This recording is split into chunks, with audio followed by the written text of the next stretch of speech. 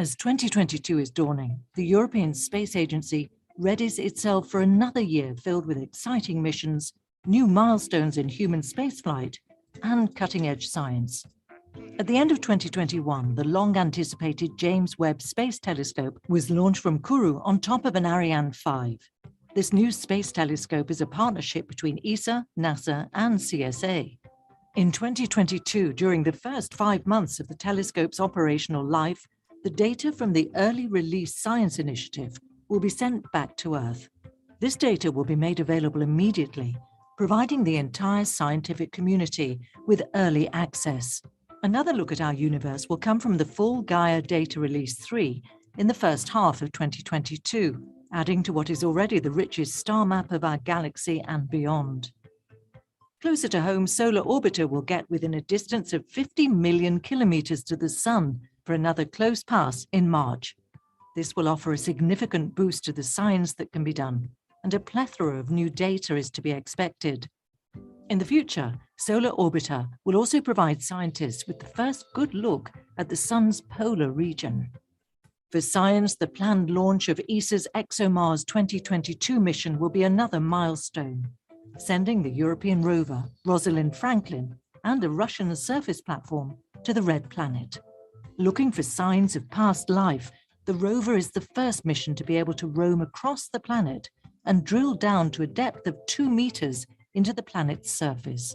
The launch and early orbit phase of the mission will be spearheaded from ESA's main control room at ESOC in Germany, and is bringing together expertise in mission control, deep space communication, interplanetary navigation, and flight dynamics. In Europe, a combination unique to ESA. In human spaceflight, German ESA astronaut Matthias Maurer will return to Earth after his 6-month Cosmic Kiss mission on board the ISS. By then, Matthias will have supported many experiments from orbit, advancing our knowledge in areas ranging from human health to material sciences. The end of his mission might even have a bit of an overlap with the new mission of his fellow ESA astronaut, Samantha Cristoforetti.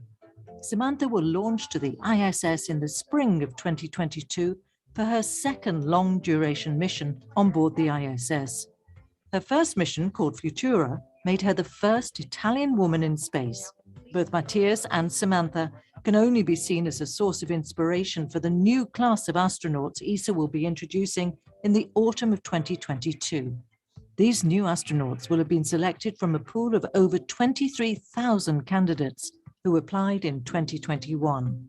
In addition, ESA is planning to select an astronaut with a physical disability for the Parastronaut Feasibility Project. The selected astronauts might even become the first Europeans to set foot on the Moon, a goal ESA aims to achieve before the end of the decade. To make this ambition a reality, ESA continues to work closely with NASA on the Artemis program by providing the European service modules, which are integrated with the Orion capsules. The uncrewed maiden flight of the new spacecraft Artemis 1 is scheduled for later this year, while the preparations for the crewed Artemis 2 continue. another step closer towards a first European step on the moon. Europe's lightweight launcher Vega C is also poised to make its inaugural flight in 2022. Launched from Europe's spaceport in Kourou and taking over from the original Vega, Vega C will be more powerful and have a larger and more versatile payload capacity. Meanwhile, preparation for Europe's new heavyweight launcher Ariane 6 continue in anticipation of the rocket's maiden flight. Both new launches are important for ESA and Europe to maintain independent access to space. Whereas the exploration of space, the planets in our solar system, and the moon are all important, the exploration and observation of Earth is of equal, if not of even greater importance. In 2022, ESA continues the development of a new generation of Earth explorers, such as FLEX, Biomass, and Earth Care, to better understand and monitor our planet. ESA also continues to collaborate with the European Union, developing 6 new Sentinel satellites for the Copernicus expansion missions, adding to the largest Earth observation program in the world. Another satellite soon to be observing our Earth from space is the first third-generation Meteor that is to be launched from Europe's spaceport in 2022. This geostationary weather satellite has been developed in cooperation with EUMETSAT. Protecting our planet also means scanning the heavens for potentially dangerous asteroids, a task for ESA's new Fly-Eye telescope, which will be assembled and tested at the Assi Matera facility in Italy during the year. In 2022, ESA's Directorate of Telecommunications and Integrated Applications will continue to support European industry to innovate and succeed in the highly competitive global market for telecommunications satellites by offering its expertise, experience, and its reputation for reliability. It also develops space-enabled connectivity through next-generation 5G connections. ESA remains ambitious as ever. The intermediate ministerial meeting in 2021 was a milestone on the road to the European Space Summit to be held in Toulouse, France, in February 2022, ahead of ESA's next council meeting at ministerial level later in the year. With the need to accelerate the use of space and make space for Europe, ESA has a responsibility towards all citizens in Europe to make them part of the future of space and to align this future with the digital and green transitions.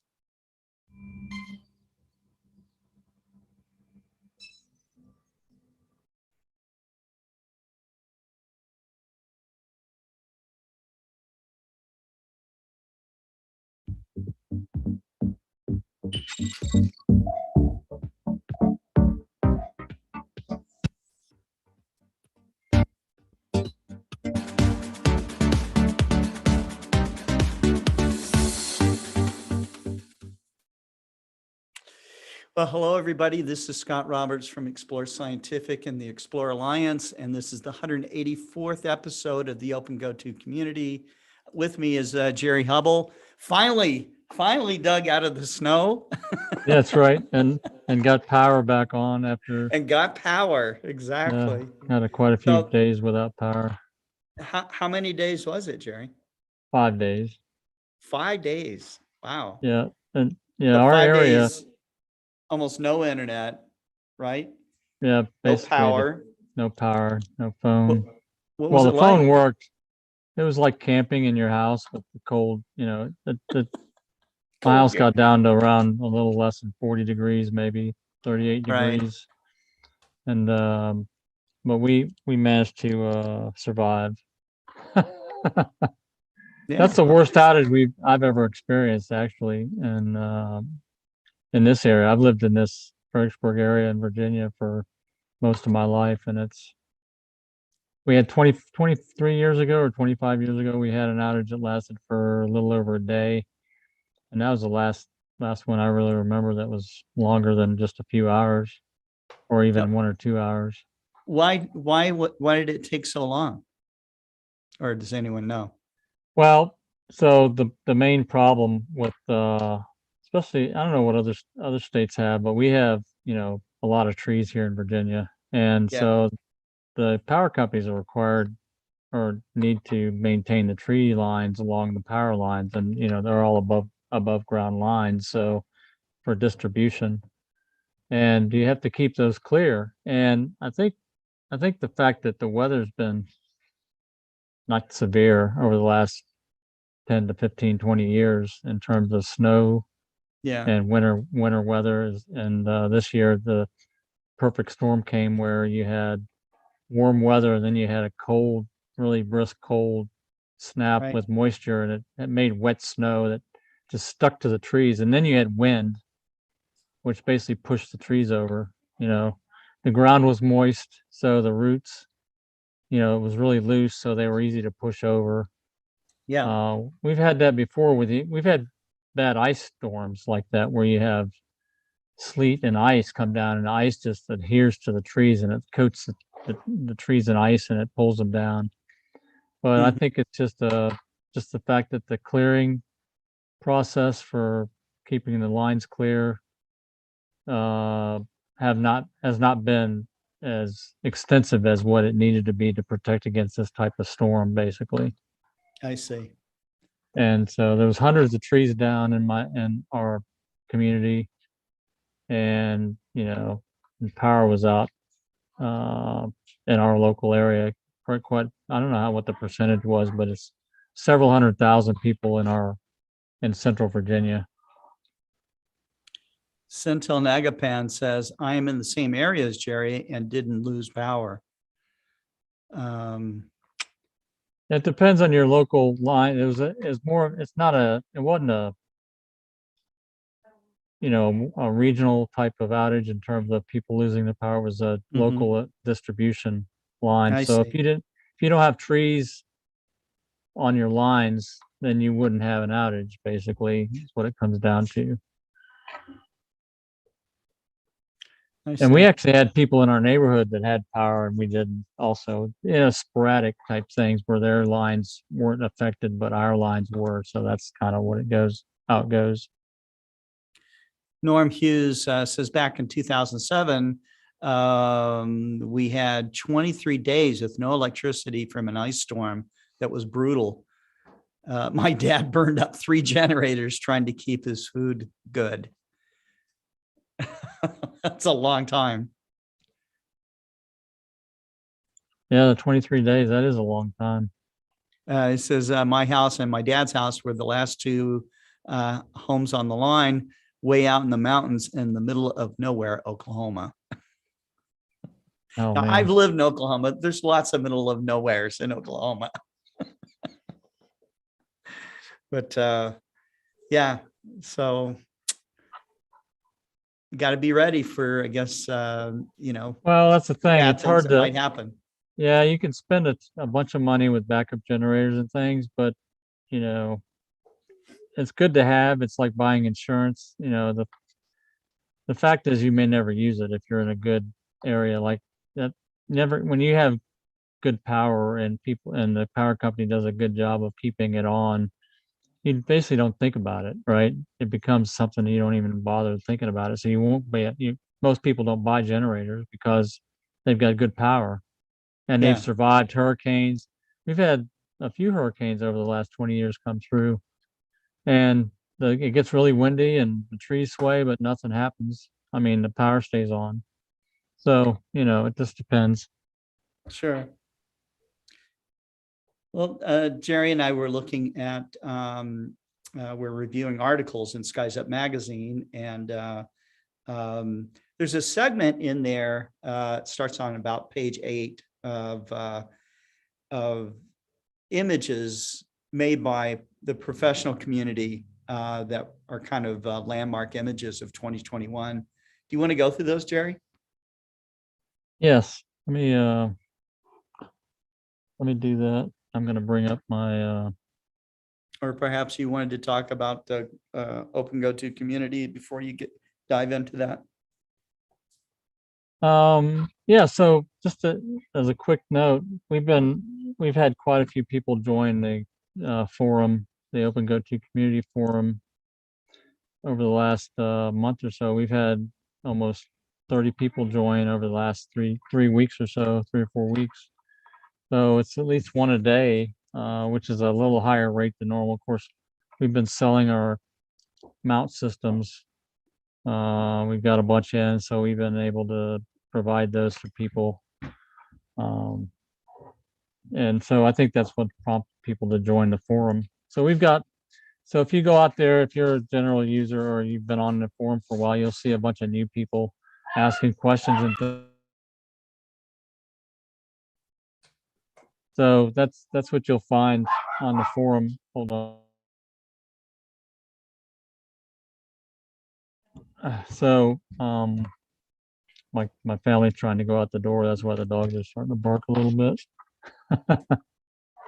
So the forum has been pretty busy lately with new people coming on. So I appreciate everybody that's chimed in to help answer questions. I've been able to chime in a little bit, not as I don't get on the forum quite as often as I have in the past when we first started 3 years ago, 3 or 4 years ago. But we've got Wes McDonald's always a good person to, and he'll chime in whenever there's a question. And I think hopefully we're responding the way people expect. New users don't have any idea how effective the forum is, but people that have been on there for a few years know that we're an excellent community, and we have a core group of people that try to answer questions. And even now, I see even newer people that have been on for a few months chime in, which is good to see. I like that they do that. So let me. I'm going to go ahead and share. I think I've got it focused correctly here. So like Scott said, you see that? This is the current issue of the Skies Up magazine. And Scott asked me to review some of the information that's in this section that's on page 8 called Wonderful Universe. It's got a few little stories about different things, talk about different images that the professionals have taken and the story behind the photographs. I was going to focus on this first story where the Hubble Space Telescope uncovered a concentration of small black holes within a star cluster. And there's a synopsis of it right here down, you can see the picture there. And I'm going to go to the source material and talk about that. And so I'm going to paste this link. If you can paste the link to the sure Skies Up magazine, but why won't this let me copy the thing? I don't know. I'm going to zoom up really close here. Here, let me do it. So maybe you can. I can do it for you, Jerry. Okay. So This is the link I'm going to bring up. Actually, I know what I can do. I can paste the link from the actual article. It's right here. It's on the Hubble site. See that okay? Hubble uncovers a concentration of small black holes.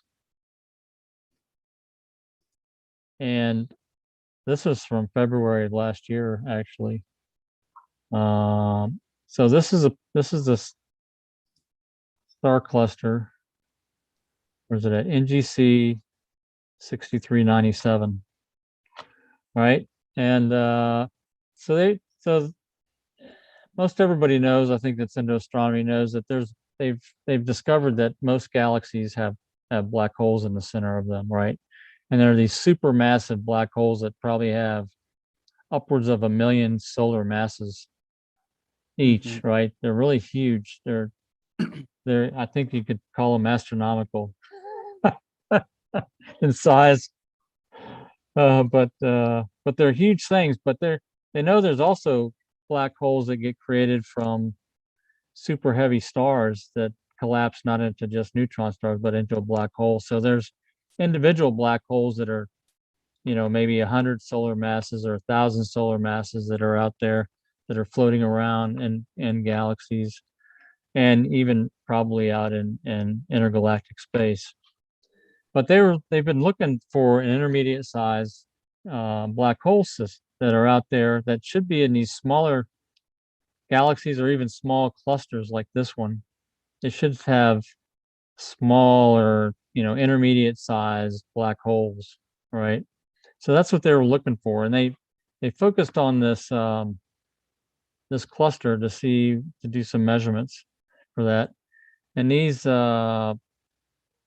intermediate black holes, IMBHs is what they call them, weighing roughly hundreds to tens of thousands of solar masses. So they're kind of in between size. And they were looking at this cluster saying, okay, let's see what size black hole this cluster has in the center. And they found that it wasn't just a point mass. They discovered that the mass of the black hole seemed to be spread around near the center of the cluster. And that didn't make any sense, So what they discovered is that there's basically a bunch of black holes, and most star clusters are very old. So over time, these individual stars that have collapsed into black holes have migrated towards the center of the cluster. So they're spread out in the center of the cluster, so they don't look like a point mass. They did this discovery by measuring individual stars that are being affected by all these different black holes that are near the center of the globular cluster. So it's a very interesting discovery. So, and the life cycle of these black holes, what they're trying to figure out is over time, even in clusters, over time, the heavier mass tends to sink towards the center of the globular cluster, and the lighter stars, they don't gravitate out to the periphery, but they end up in the periphery of the globular cluster, and the heavier masses get closer and closer to the center over time. And it's kind of the way, heavier things sink to the bottom of, if you got something in the pool of water or something, some things float and some things sink to the bottom. Yeah. And that's kind of the way this is, I think, depends on how dense you are. Whether you're going to sink to the center of the cluster or stay at the top or around the periphery of it. So that's kind of what they discovered. They always thought these IMBHs, these intermediate sized black holes, were single objects, but now they've discovered that they're not just single objects. So it's like an F5 tornado where you have many vortices within come this together, massive thing kind of swirling around. Right. How crazy and complex. Yeah, that's kind of interesting. I mean, it kind of makes logical sense when you think about it. Of course, things always make sense when you discover, oh, that's what I'm looking at. You have assumptions, but then you find the reality of it and say, oh, okay, that's what it is. Yeah. And so this story is very good on the Hubbell site. So did you posted this news release? I did. Yep. Okay, good. So I would encourage everybody to read that and to learn more about really the complexity of how black holes are formed and how they interact with the galaxies that they're in, or star clusters in this case. Yeah. Let me go back to, I'm just going to touch on the other stories that are in the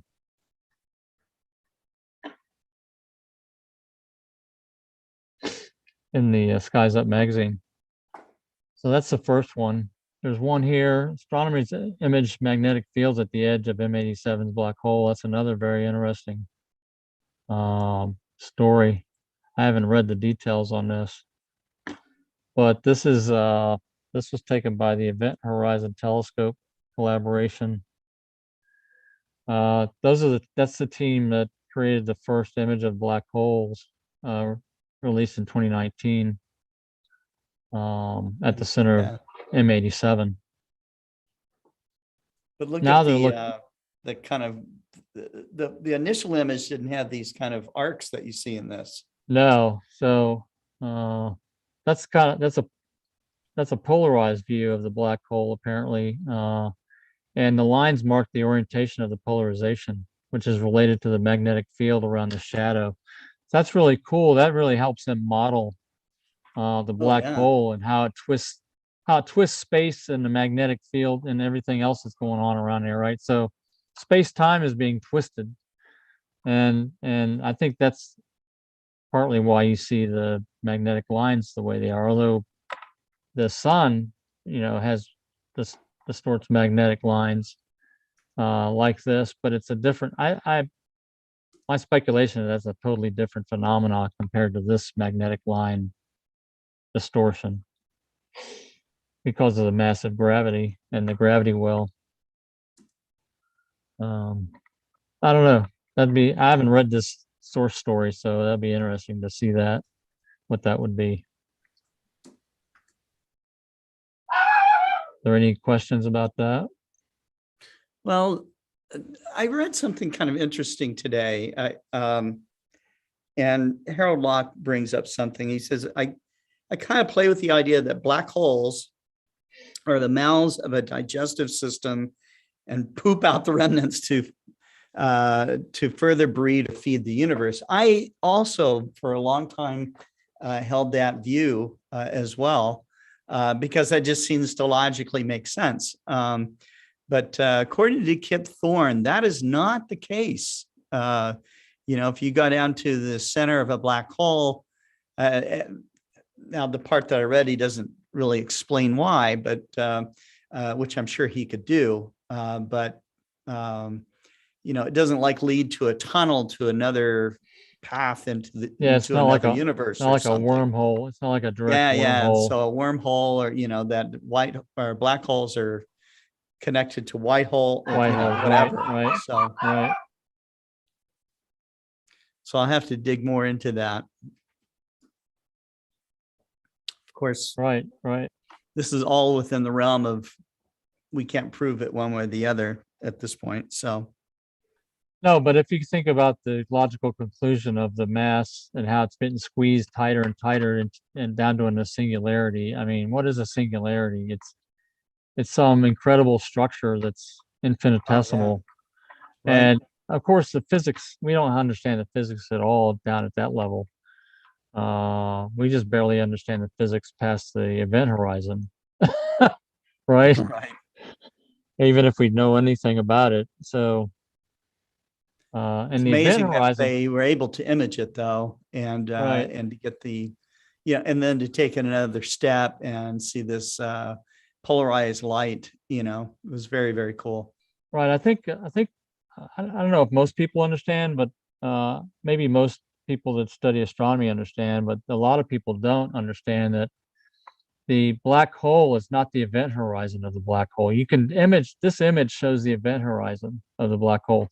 The black hole is actually a singularity, which means all that mass is down at a microscopic size point. Which is hard to fathom, right? It's hard to get your mind around that. Beyond a microscopic, it's a singularity. Right. It's a singularity, and that's just a point.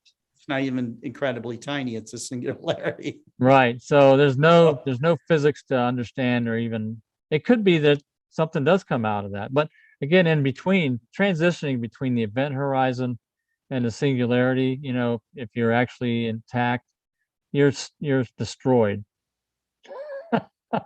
Right. To say the least. So there's no living through that at all, I don't imagine.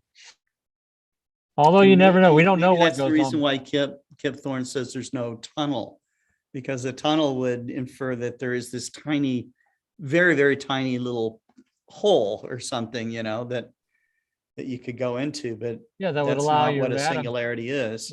Right. That allow atoms or even elementary particles to transfer through. Yeah. And pass out the other end, but there's nothing like that we know of. Yeah. So I wonder if this singularity gives off some sort of radiation, and maybe that's what Hawking radiation is. I'm not sure.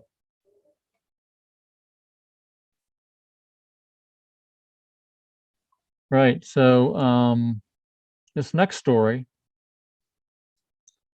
talks about some images that were taken with the multi-unit spectroscopic explorer on, it's an instrument that's mounted on a very large telescope owned by the ESO. And so they combine a bunch of information.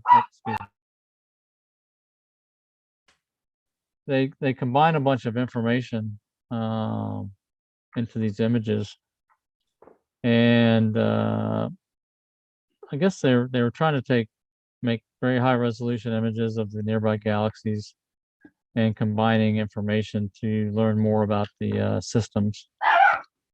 So those are the images from that.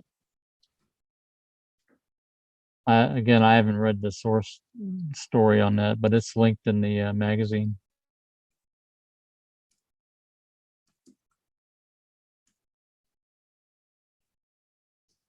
Let's see, we got another page. I think that's, yeah, there's 4 pages of this information. So to round out the stories, we got Juno nabs a close-up of Jovian moon Ganymede. So the Juno cam imager aboard the Juno spacecraft got a nice picture of Ganymede. And this is through a green filter, apparently. And does that look vaguely familiar? Yeah, it does. That's kind of interesting, isn't it? Yeah. The way the green light in Ganymede, it just makes it look like the moon.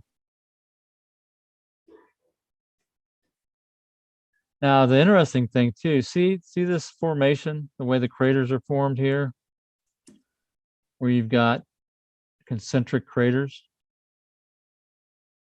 here. I think that I'm speculating here. I haven't studied it, but I think this is because of there might be ice and stuff that turns into a liquid, and it's like ripples when it hits, it kind of ripples and then freezes. Yeah. That type of thing. And you see that with that's what forms a central peak on the moon when the asteroid or body hits the moon, it liquefies all that, and then it causes it to splash, and that's what the central peak is. And it's a compression thing. So once it compresses and it expands, then it pushes back out and causes a central peak to form. And I think that's kind of what's going on here, except it's more extensive because it's probably not, ground or earth or whatever you call it. You call it Ganymede, I guess. When you pick up a piece of dirt off of Ganymede, you call it, I got a handful of Ganymede, I guess. It's like you got a handful of earth. So when the Ganymede, distorts and heats up, it'll form that pattern, is what I'm thinking. That's why the craters look that way. Almost every larger crater has a central, you look here, has a central feature. This funny thing is that, this image, because it's got this fresh crater down here near the bottom, Yeah. that's like Tycho, and it's got the ray system. It's exactly the same like on the moon. It's got these rays that come off, which are ejecta. They get thrown off. The fresh material gets thrown off into onto the surface. That's kind of cool. It goes huge distance across the surface too. Yes, it does. I gotta go look. I'm not sure how big Ganymede is compared to our moon. I believe it's smaller, much smaller, but I'm not sure what the size of it is. And then there's another planetary image, Mercury, over here. Bepi Colombo, y'all remember that satellite, Bepi Colombo mission? Yeah. When it flew past, I think it's on its way to the sun. When it flew past Mercury, it took this picture, and Mercury hasn't been studied for a long, long time, I don't believe.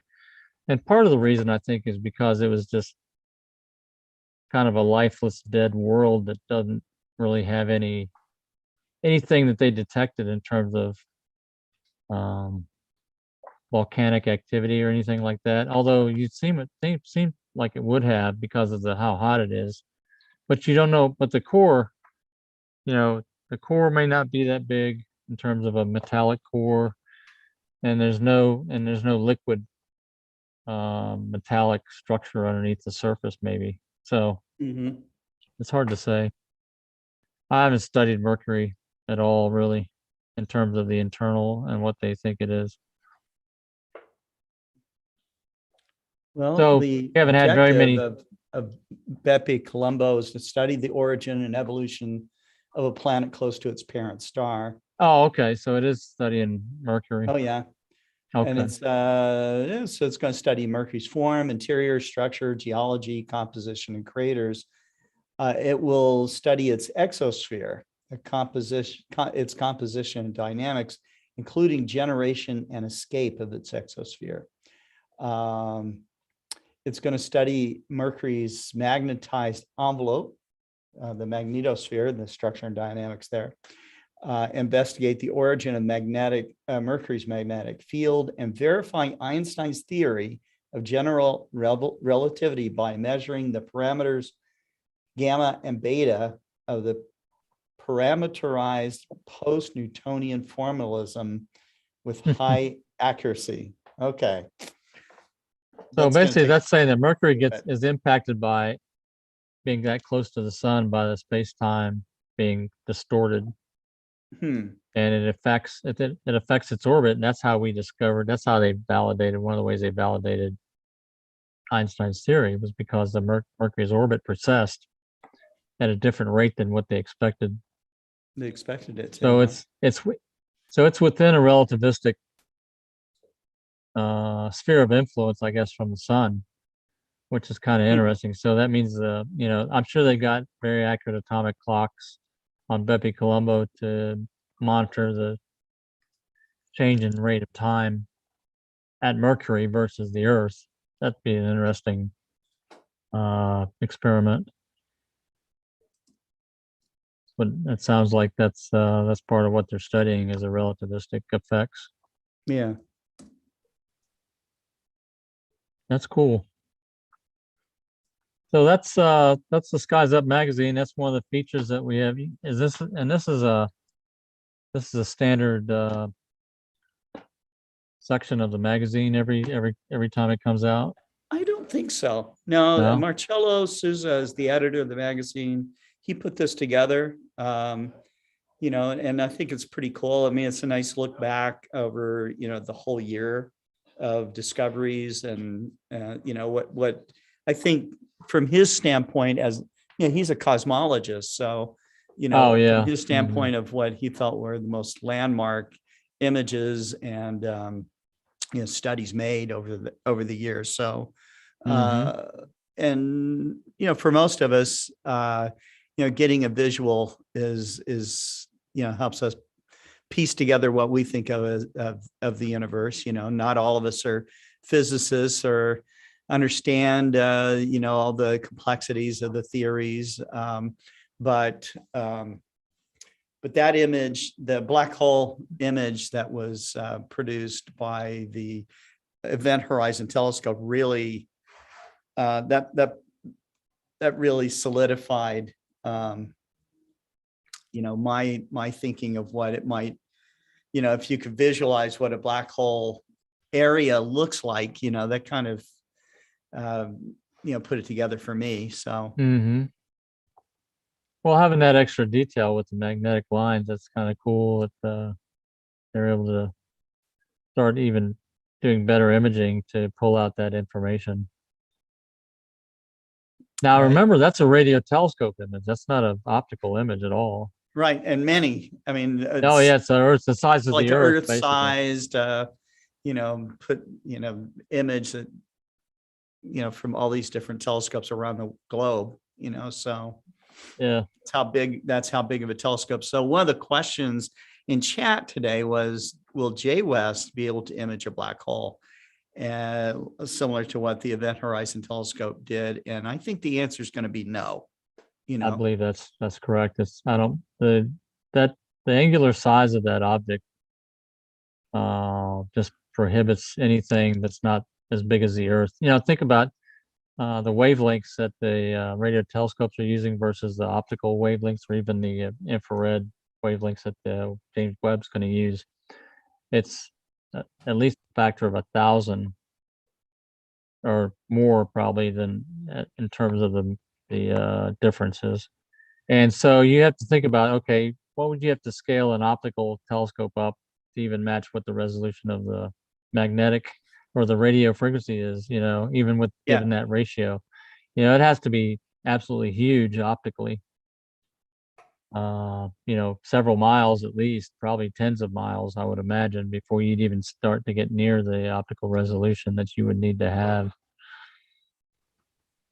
Right. And the data storage, of an image like that, and all that stuff just strains all of our technical prowess right now. So, but it took months and months of observing to gather the data. It's terabytes every day, I imagine, of data. So thousands of petabytes of data that you had to crunch down. Think about all the information that went into crunching into that one image. It's crazy. Yeah. There is a documentary about them taking the image, and waiting for kind of this perfect day to capture it from all these different observatories. Even when we do global star parties, there's times where our astronomers from around the world are clouded out, Yeah. So it's pretty crazy. I also saw something about, people wanting to know, well, are we going to see beautiful images from the James Webb Space Telescope like we did for the Hubble Space Telescope? And I saw some comment that, no, it sounded very like coming from a voice of authority, that this is just, looking into the spectrum, and that we're not going to see the images similar to what we saw through Hubble Space Telescope. This question was also posed to to Klaus Pontoppidan, who is the Webb project scientist for Jay West, and he says that it will take amazing images and they'll be better than what Hubble did. So there you go. From somebody who works there. So that's that's interesting, because what is it, in terms of scientific data gathering, we got the layman's term, what is an image? It's something you can see visually and understand the structure of whatever you're looking at, right? Right. But is he talking about that, or is he talking about something that they can understand the structure based on the data, and will they create an image from that data is what it comes down to, right? It'll be a false image. It'll be a false color image or whatever. If it's measured spatially across the sky, then yes, you should be able to create an image the way we look at them today with Hubble. But, is the data structured that way to where you can create a spatial 2D image from the data and then apply false coloring to it to make it look like, let's say, the mid-infrared is green, the far infrared is red, what I'm saying, that type of thing. Yeah. So I guess we can say that, maybe compared to what we've experienced with Hubble Space Telescope, that, looking into the infrared universe, we're just going to see it differently than we ever have before, especially with this such a large mirror in space and all of that. So, but I'm excited. I can't wait. I mean, you can think about compression. How we have high, what is it called? Wide dynamic range imaging with the brightness, where we compress the brightness down into a smaller range where we can see the full dynamic range. They could do that with wavelengths, where they compress the wide dynamic range of the image and the infrared down into the visible range and shift it, right? So that you could theoretically create visible image, visual color images of what the data looks like in the infrared. Maybe, I don't know if that's something they do. You could actually combine Hubble images and James I'm sure that's telescope images and compress them down into the visible range, that type of thing. And And that'd be a high dynamic range image. Hubble Space Telescope can also take images in the infrared. And this is an image. I'm going to share this one. This is an image that probably a lot of you did see done in the infrared. So this is kind of a taste of what Jay West will be able to do. But that is the Horsehead Nebula. And it's just so detailed in infrared.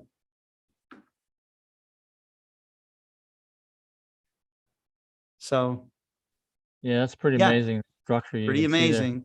Now, the thing about infrared is it makes all that nebulosity and clouds or whatever disappear basically, because that infrared light passes through that stuff as if it's not there. So what you'll see is similar images, but you won't see all the neat structure of the nebulosity. You'll just see the stars is what you'll end up seeing in most pictures, I imagine. There's not going to be a huge amount of nebulosity that is absorbing the infrared light, right? Mhm. So that stuff will not be there. It'll be like you've taken the stars out or removed the nebulosity around the stars.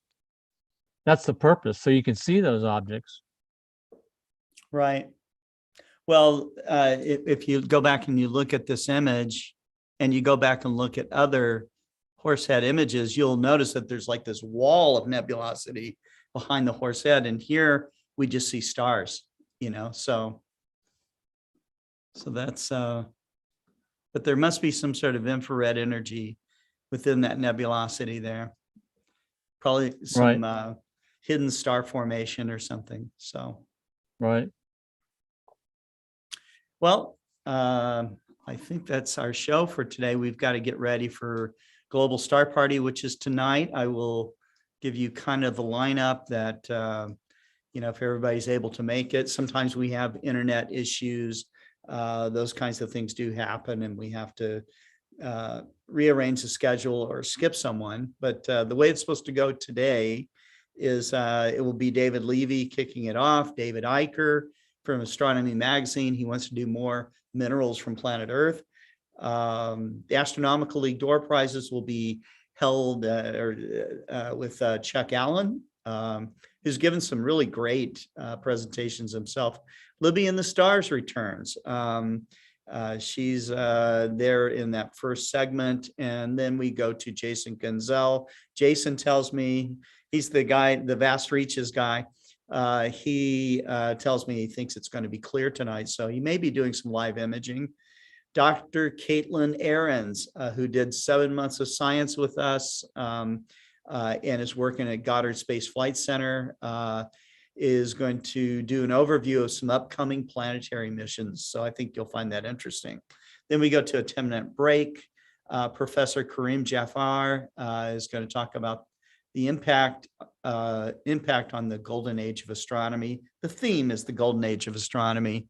I guess there's been many golden ages of astronomy so far, but we're certainly in one right now, and going to see some of the earliest formation of the universe with Jay West. Well, it's definitely in terms of the amount of data and the amount of information we're generating compared to what we even learned when we were in school. Oh yeah, it's a massive amount of new. It's almost like we have to not quite completely, but a lot of what we learned has to be kind of tossed out just in the span of our short lifetimes here. So yeah, right. Young Navin from I think he's with the Novak Astronomy Club. He's going to be on. Jerry is scheduled to be on live from the MSRO if it's clear. Adrian Bradley with his Nightscapes, Nico the Hammer, Maxi Falaris, both of those guys from Argentina. Simon Lewis from New Zealand is coming back on. And then we got Tyler Bowman, who might be a little bit under the weather. So I'm not sure if he's coming on or not, but it's supposed to be, in fact, it is clear here in Arkansas. So Cesar Bralo from Argentina, and then John Johnson from to talk a little bit about the next Nebraska Star Party. So You can go to explorescientific.com/live if you aren't already familiar with Global Star Party. And you'll see links to our social media channels. And if you pick one of those, then you can chat with us live. The social media channel that it seems to have the combination of all the feeds from the chats from the various platforms is YouTube. So you might want to choose that particular platform. And then what else? Yeah, it runs at 6 o'clock Central, and which is just a little over an hour from now, and we'll probably run till maybe around 10 o'clock at night. So I'm looking forward to it. If you watch the 79th Global Star Party, we had a tremendous following there. And for the 80th Global Star Party, we are going to be giving away a nice door prize. So you'll want to tune in for that and get in the running with the Astronomical League and that that premium door prize that we're going to give away. So I think that's it. And Jerry, anything more? No, I think the past month has been very busy for me, so I've been kind of out of astronomy a little bit, especially with my power down. I've been concentrating on that, but I'm glad to be jumping right back into the star parties again.